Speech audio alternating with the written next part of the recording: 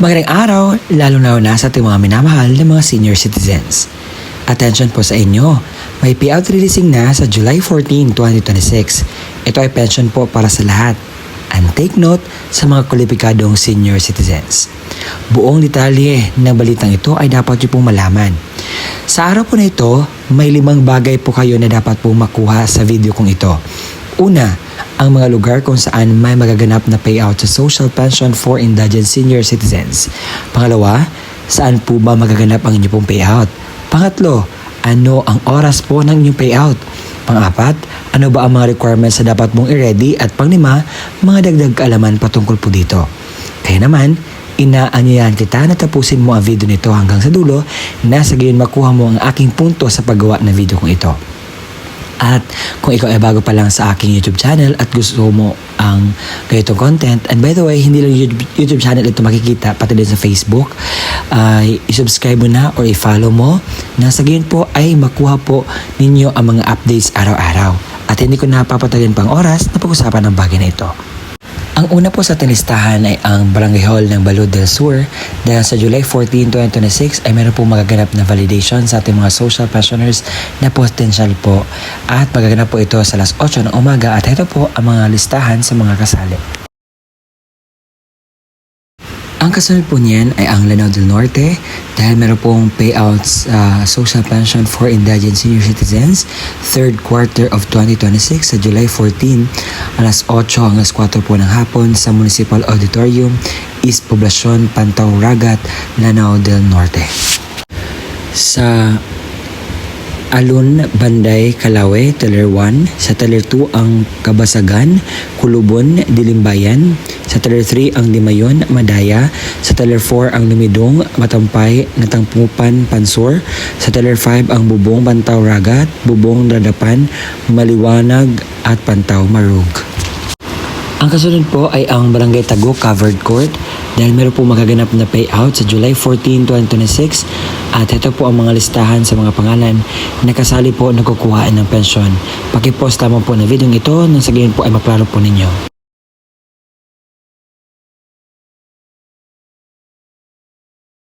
Sa Paranaque ay meron pong magaganap na payout sa mga unclaimed po sa July 14, 2026 mula noong April to June 2026 na mga payout na hindi pa po nakukuha.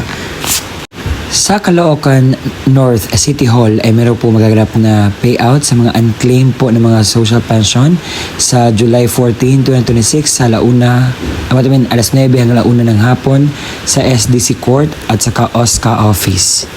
Sa munisipalidad ng Tuboso ay meron po magaganap na payout sa Salamanca, Tuboso, Negros Occidental po ito sa July 14, 2026 alas 8 hanggang 1 ng hapon at magaganap po sa Tuboso Sports Cultural Center ang inyong pong payout at ito po ang mga pangalan sa nakalista sa kukuha ng pensyon.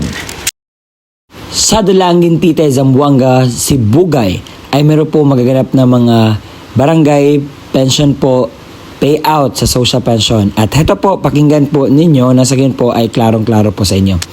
Sa umaga, ang Barangay San Isidro na may 322 pensioners. Sa hapon naman, ang Barangay Amaksol na may 193 pensioners. Sa Barangay Kupit, umaga po ang payout na may 348 pensioners. Barangay Pudan na may 126 pensioners.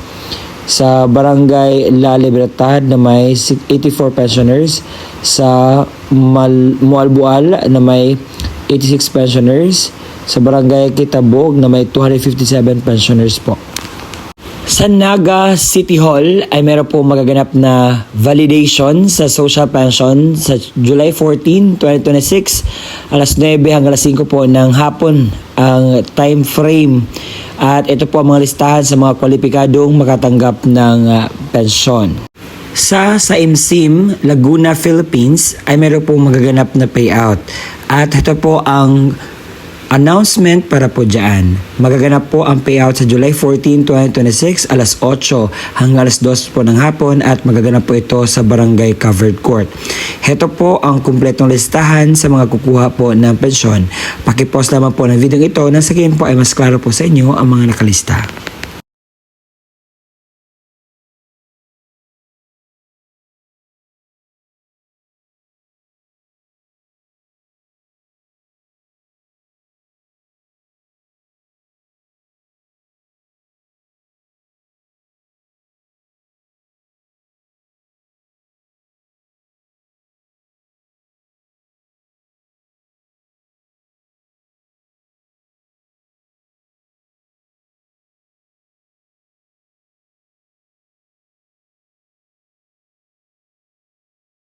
Sa Maguindanao del Norte, sa Cotabato City, sa July 14, 2026, ito po ang mga barangay na magpipayout.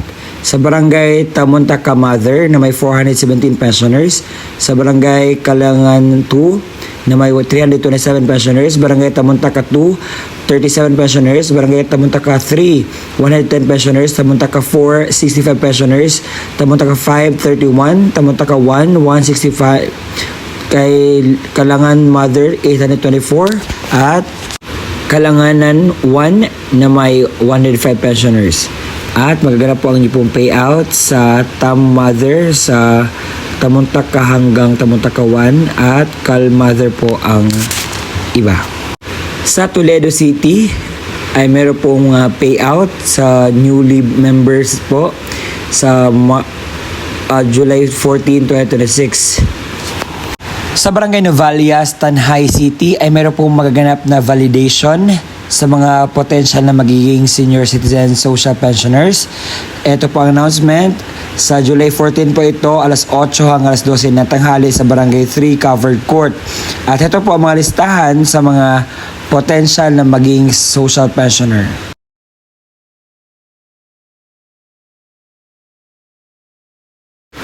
Sa Barangay Maaw, Bago City ay meron pong magaganap na validation sa Barangay Auditorium sa July 14, 2026 alas 9 hanggang alas 12 na tanghali. Ito po ang mga potensyal na i-validate.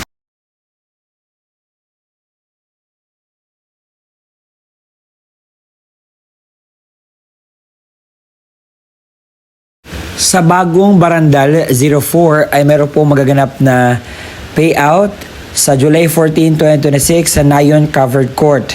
Sa oras po alas 8 hanggang alas 11, alas 12 hanggang alas 2. Ito po ang mga pangalan sa nakalista po na kukuha ng pensyon.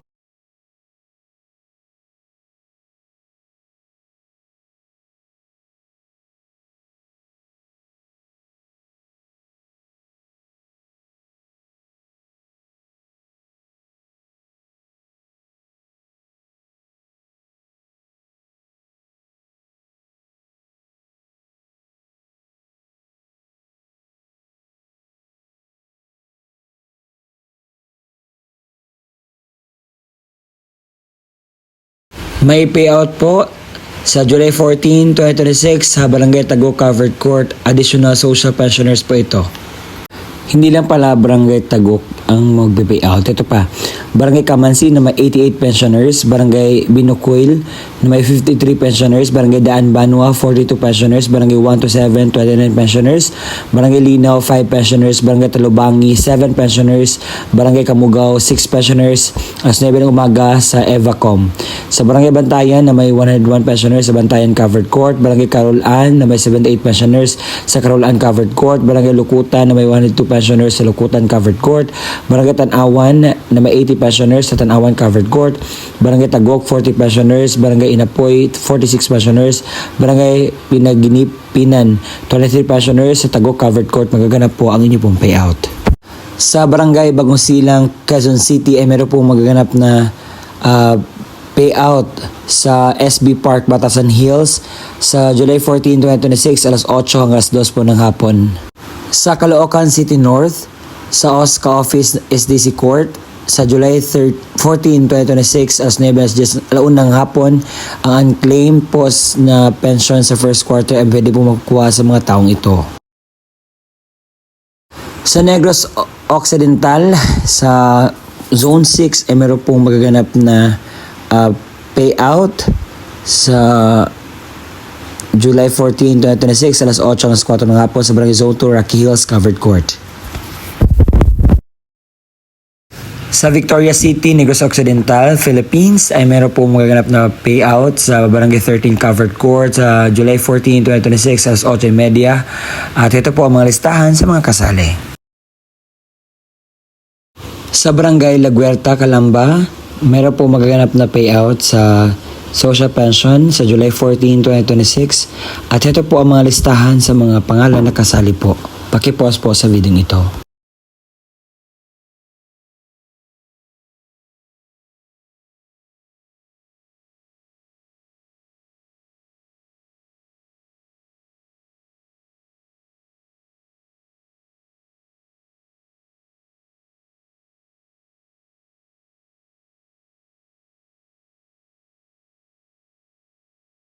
Sa munisipalidad ng Tuboso sa Negros Occidental ay meron pong maganap ng payout sa Magtikol, Tuboso, Negros Occidental sa July 14, 2026 sa alas 8 ng hapon.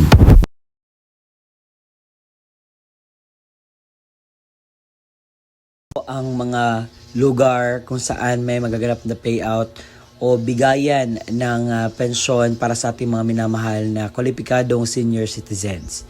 Sa mga nagtatanong, sir, totoo ba itong sinasabi mo? Hindi ba ito fake news?